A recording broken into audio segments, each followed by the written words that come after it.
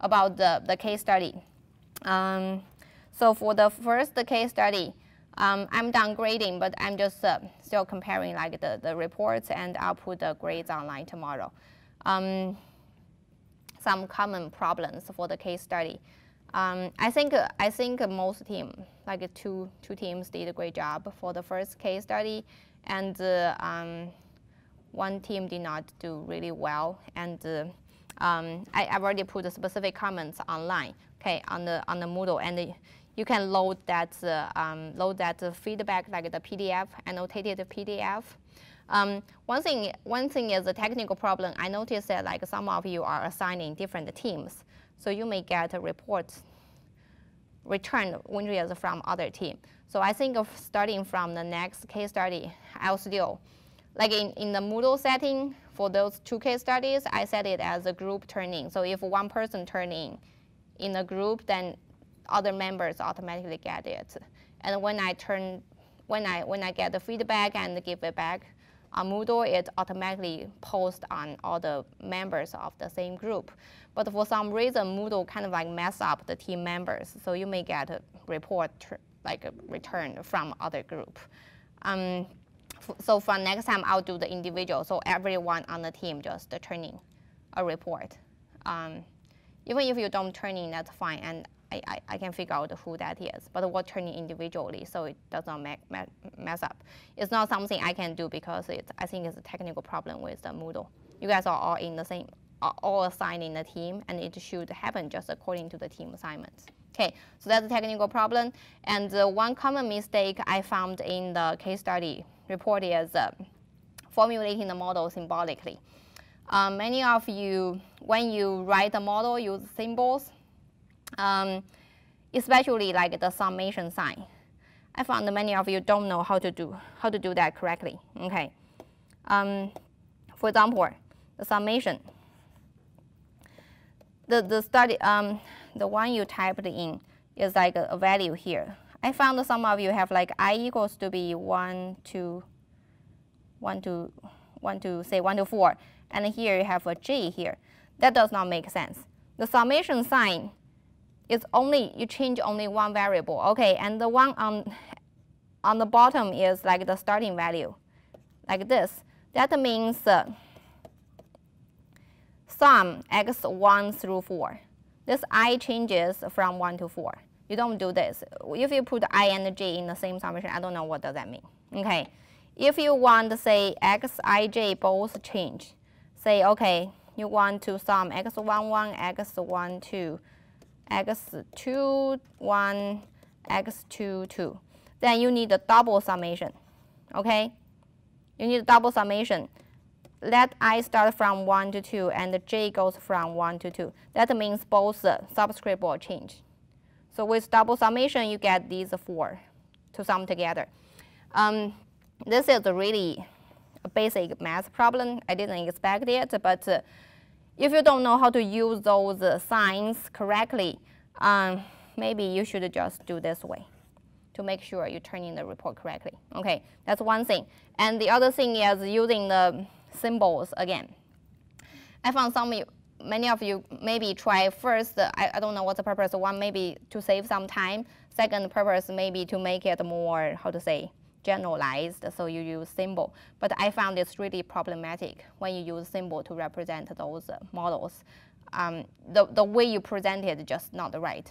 Okay, for example, the transportation cost, say 35x1 plus, or x11 plus, say 50x12 plus 70x13 plus, other way.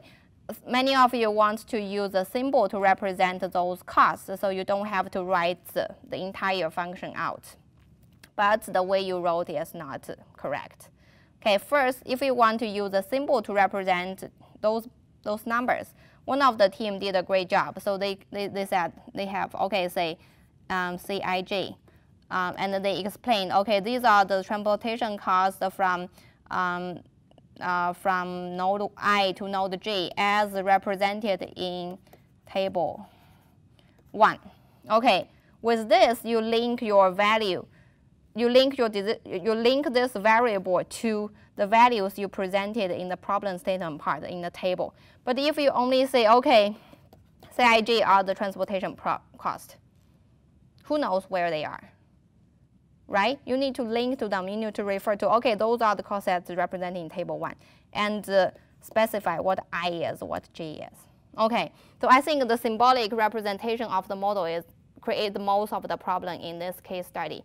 I didn't see any model. I look at this all 3. I still have 1 to look. None of the model is correct.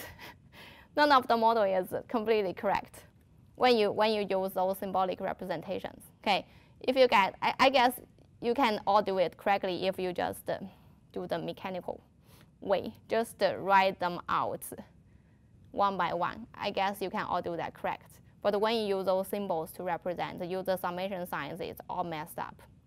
Okay, so next time, make sure you either do it correctly or you just don't save time and write them out. Question? Please increase the pages, 6 pages is so... The page limit? Yeah, it's better to increase it because we have to reduce the dimension of the tables and like the Excel and everything. So, and also we have to make the explanation report. I know. Just 6 pages. Okay.